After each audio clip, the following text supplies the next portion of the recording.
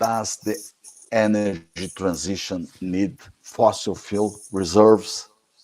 This is Ronald Stein, our friend Ronald Stein.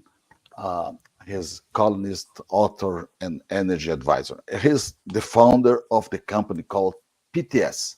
Welcome to the podcast, Ronald Stein. Armando, glad to be aboard. Excellent. Let me remove this one.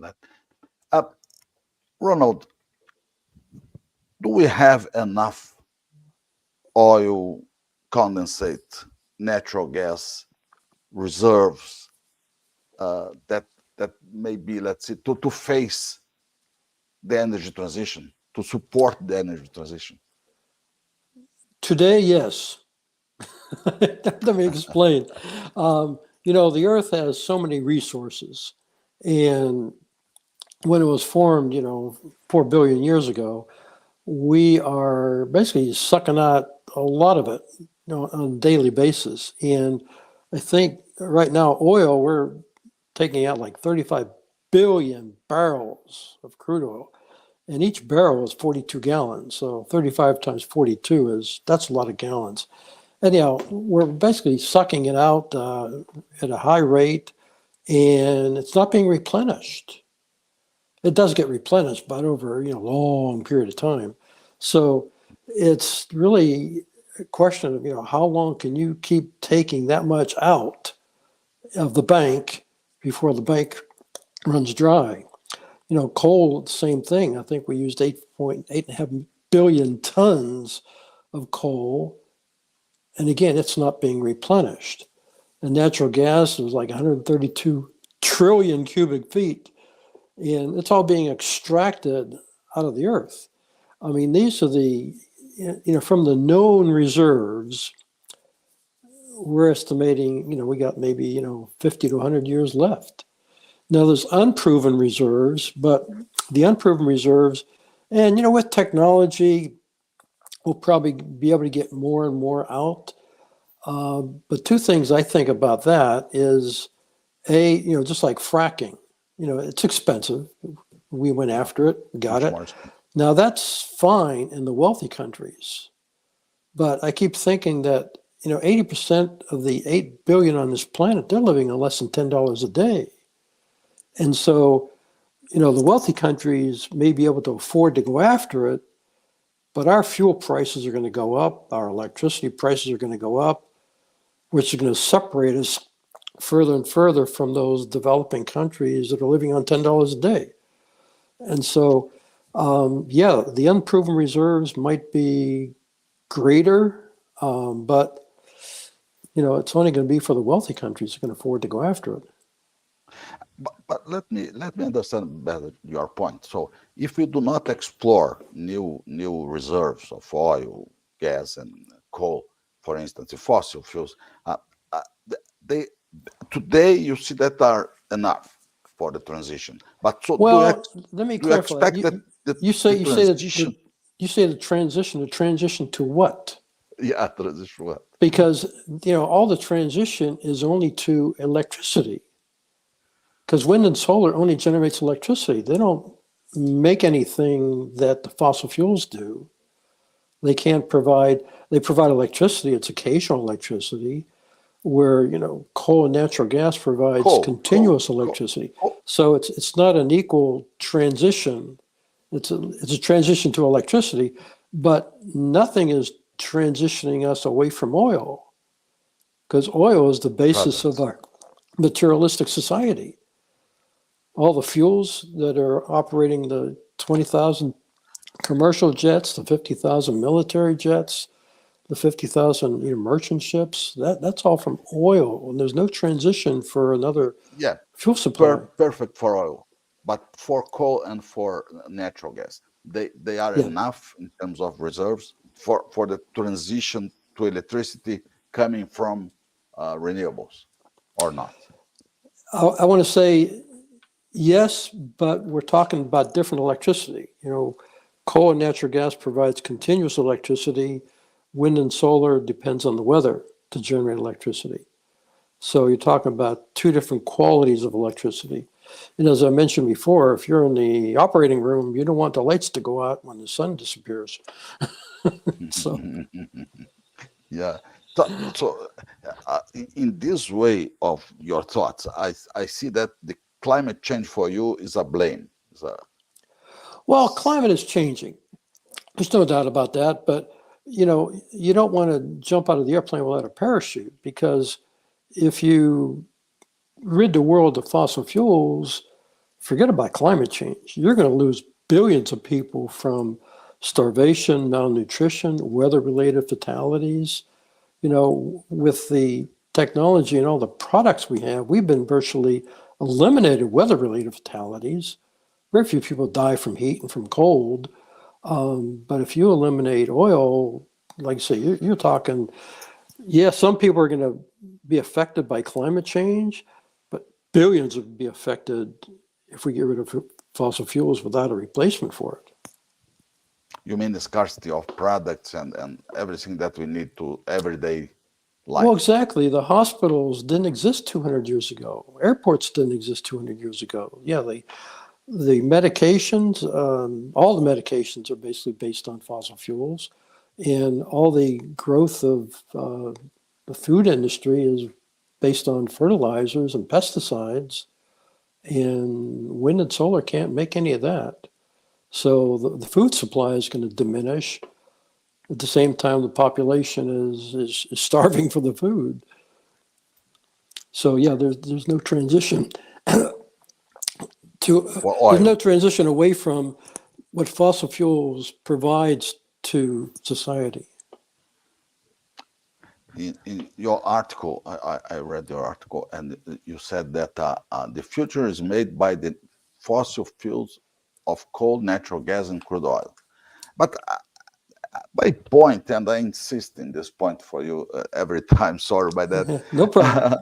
that, you do not believe in any technology that can transform other sources to products. This is my point. I wish there was. We've had 200 years to replace it and been unable to do it. And now the focus is, well, we're going to focus on electricity. Well, yeah, and like I say, it's in all the papers. Everybody wants to get rid of fossil fuels, but there's no replacement for it. Armando, I was interviewed on a New York TV station once, and the first question to me was, "Hey, Ron, we understand you're pro-oil."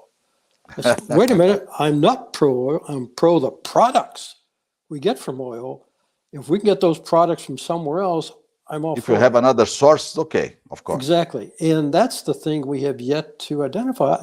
I think instead of trying to transition to electricity, we should try and develop the technology to replace oil before we even think about wind and solar.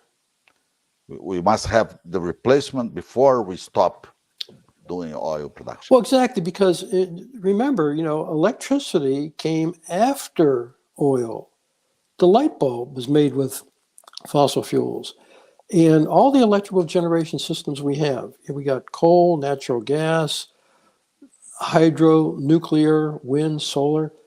All 6 of those electrical generation systems did not exist before oil, because all the components, the computers, the wires, the insulation, is all made from fossil fuels. And so, like I say, we can have that Maybe replacement. President Biden calling you. No, I disconnected him. Is not President Biden calling you? No. I wish it was. Not today. Not today. I really want to talk to him. I've got a few questions. If You got if questions he calls, for me? please, I got questions for him.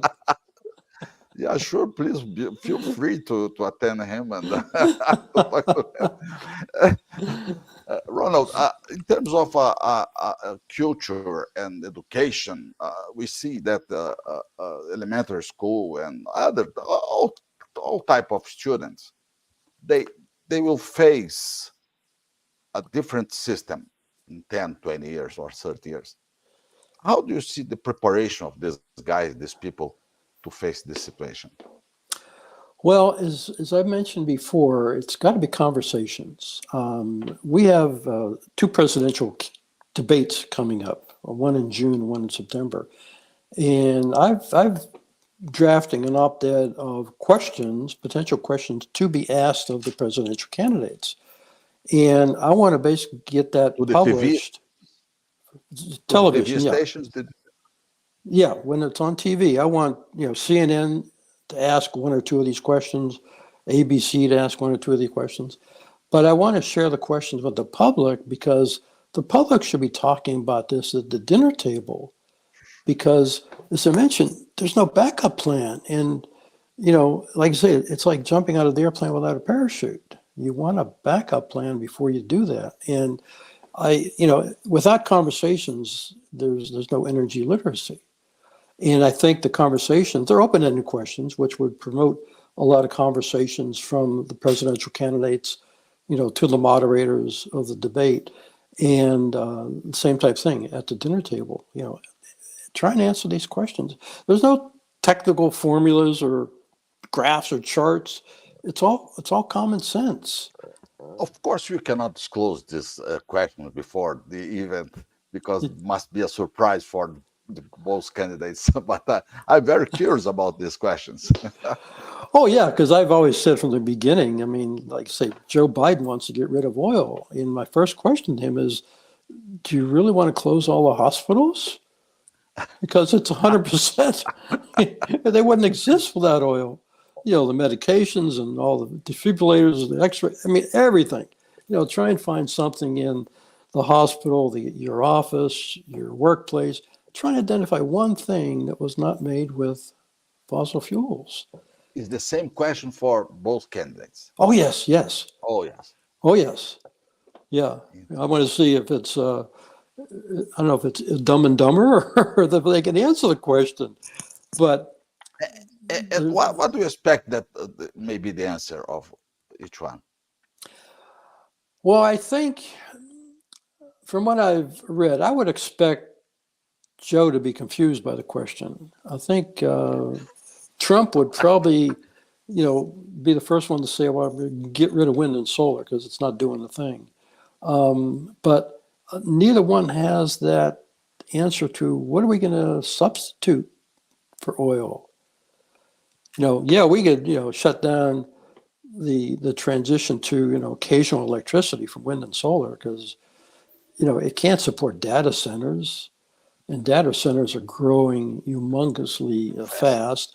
And, computers, if we had a power outage during our conversation, we'd have to reboot. But I see that you expect that they can understand this question, but maybe they do not understand exactly what do you mean. To be honest, I mean, they talk so much, especially Biden, that, oil's got to go and coal's got to go, that I truly believe they're not going to understand the question. I'd be in shock that they gave an intelligent answer. Oh my God! But maybe I'm too pessimistic.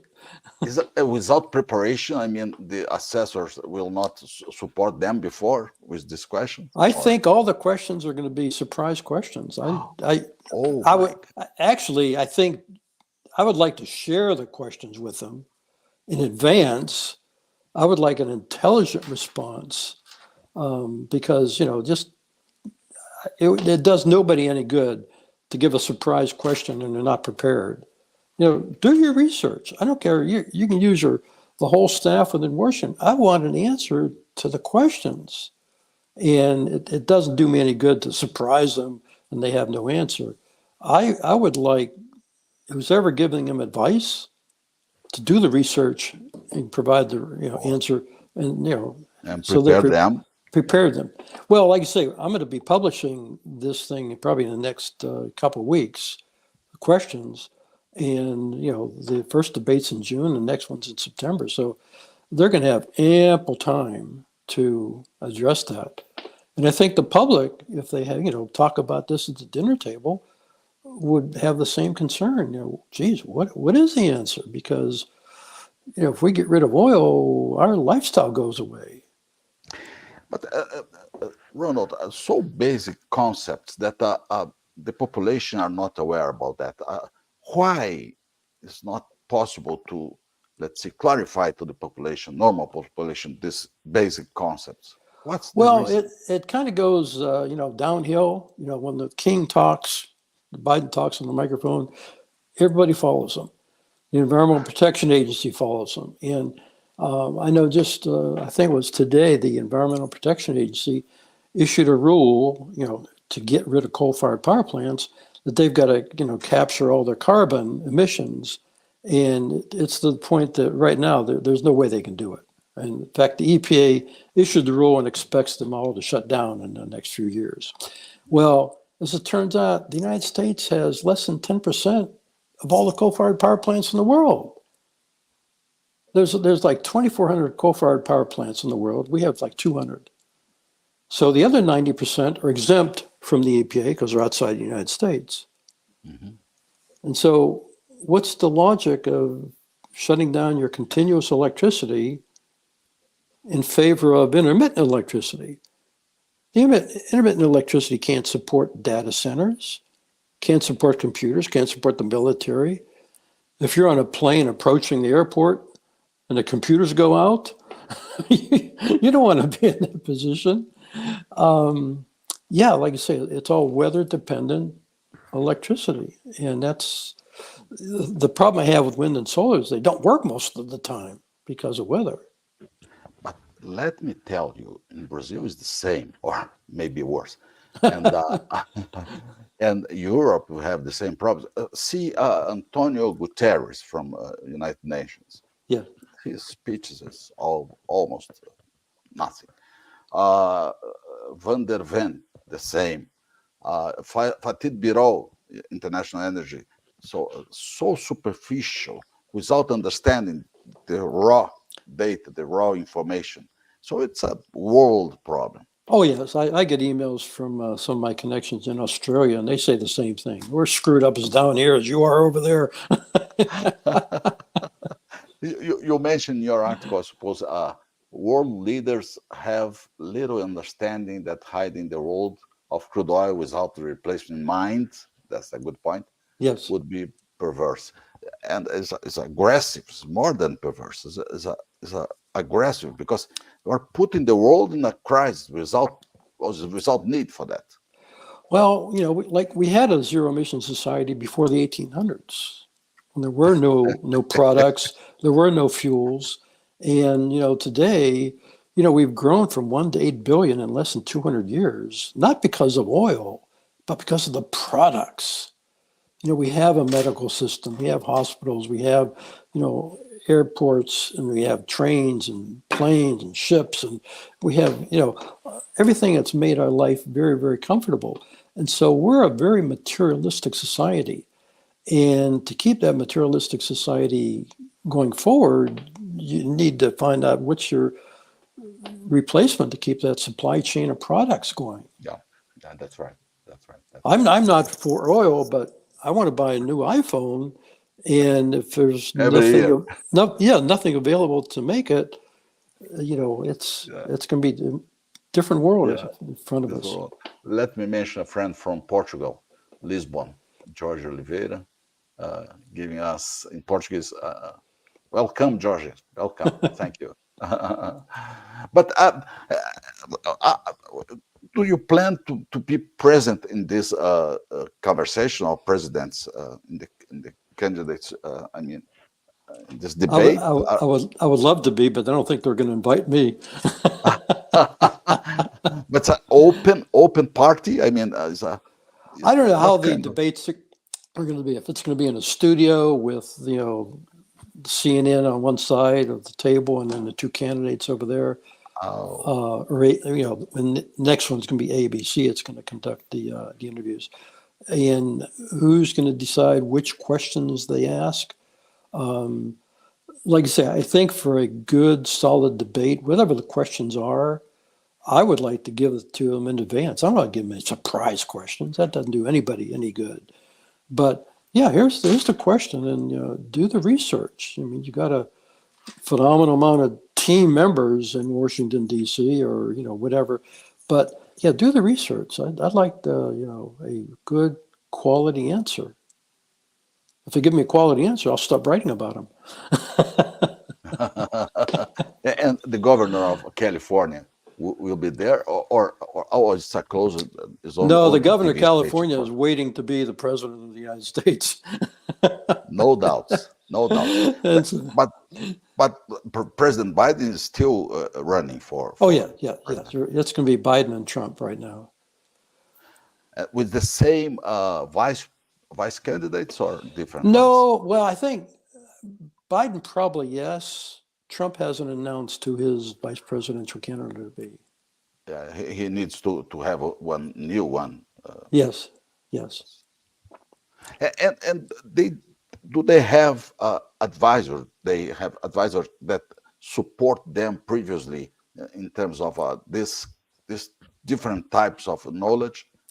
Or Well, I'm hopefully they have advisors, but I'm not sure where the advisors are getting their information because I'd like to talk to them. But if they're giving advice that, we have to get rid of oil, then that's what Biden is saying. So I don't know. Like I say, it's a strange situation. There's no backup plan. no backup plan. But coming to the topic that we announced in the card, we mentioned reserves enough to support the called energy transition. And the United States, the U.S., do you have in your country enough reserves locally, regionally? I mean, the U.S. Has enough reserves, or Well, count with reserves outside the U.S.? I think that requires a yes and no answer because we do have a lot of reserves here, but the regulations is stopping us from drilling for them. I mean, California has a lot of oil underground, but we've been reducing oil exploration year after year after year to the point Onshore? oh yeah, onshore. Offshore. Well, both onshore and offshore because Offshore. the technology with the offshore oil, we can drill on land and slant drill to get it, Okay. but we can't initiate the drilling at all in California. So oil exploration is disappearing quickly in California, as well as throughout the United States. So yeah, we do have it, but B, we can't go for it. We can't go for by it. the regulation. Yeah. Because and I suppose in the Atlantic Sea is forbidden to explore and things like that. Probably the same thing. Everybody's, it's kind of like nationwide. Just stop drilling for oil. And the consumption is absurd because it's 20 million barrels a day. So we need a tremendous reserve to support this consumption. Well, yeah, consumption is going up. I mean, just take a look at gasoline. I mean, gasoline consumption worldwide had a peak in 2019 before the pandemic. And since the pandemic, EVs have come on board. And so since 2019, there's 30 million EVs in the entire world. And because of the pandemic, there's hundreds of millions of workers not going to work as often, working virtually 1, 2, 3 days a week or 5 days a week. And so you got 30 million EVs on the road and hundreds of millions of people not driving as much. And gasoline consumption hit a peak last year over the 2019 number because the EVs are low mileage vehicles. They're second vehicles. If people want to go somewhere, they bring out the workhorse, which is the gasoline driven vehicle. And yeah, so it's, consumption is, as I mentioned, we're a materialistic society and nothing's going to stop that. For natural gas, Ronald, is a little bit different, I suppose, because the reserves in natural gas in the United States is something fantastic. Oh yeah, we're a huge exporter. Yes, but was an exporter because it's limited to export nowadays. No, the pressure is on. So, yeah. Everybody is, all the fossil fuels, all three of them, coal, natural gas, and oil, are under a lot of pressure to, we're going to be transitioning to wind and solar, but that's only electricity. you mentioned about gasoline peak demand in 2023, but other energy related to electricity nuclear, coal, natural gas, and so solar, wind. The demand is growing very, very fast. You mentioned EVs, data centers, people that are, let's say, going to consume more. So, how do you see for electricity, not for electricity?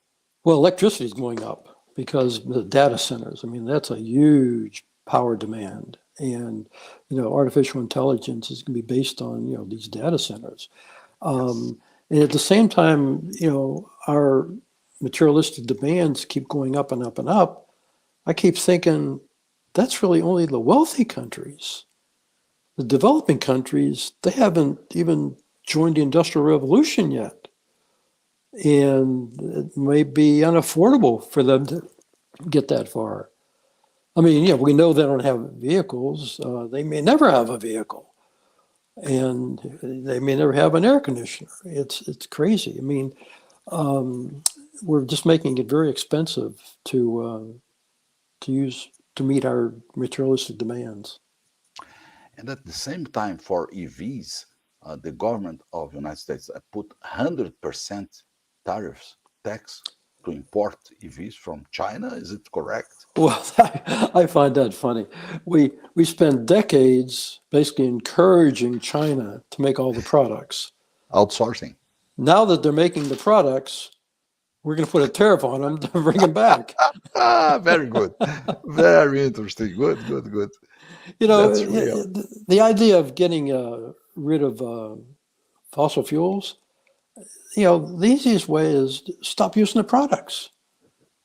If you ground all the airplanes, there'd be no need for aviation fuel. That's right. If you stop driving your cars and go back to the horse and buggy, we're product driven. If we don't use the products, oil doesn't exist. That's right. No one uses oil. As we mentioned, oil is black tar. It's useless. Unless you can get it to a refinery and heat it and beat it and crack it and do all the crazy things they do to it, to make the derivatives. But if you stop using the products, oil goes away. There's no use Stop for it. using fertilizers. Stop using pesticides. You don't need natural gas, and it's crazy. And with no replacement, this is the target point. With Yes. no chance to put another source to replace this thing. So making a very bad movement, no doubt.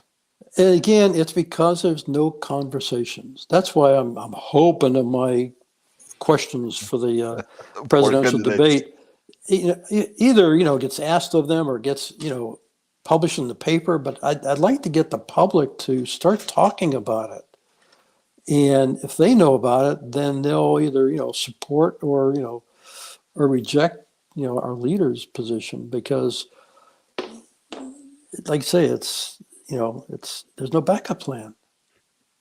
That's right. You know what's my conclusion today? What's your conclusion? My conclusion is if you run to the president as a candidate presidency in the United States, I will vote on you. Armando, I think I'm too intelligent to run for president.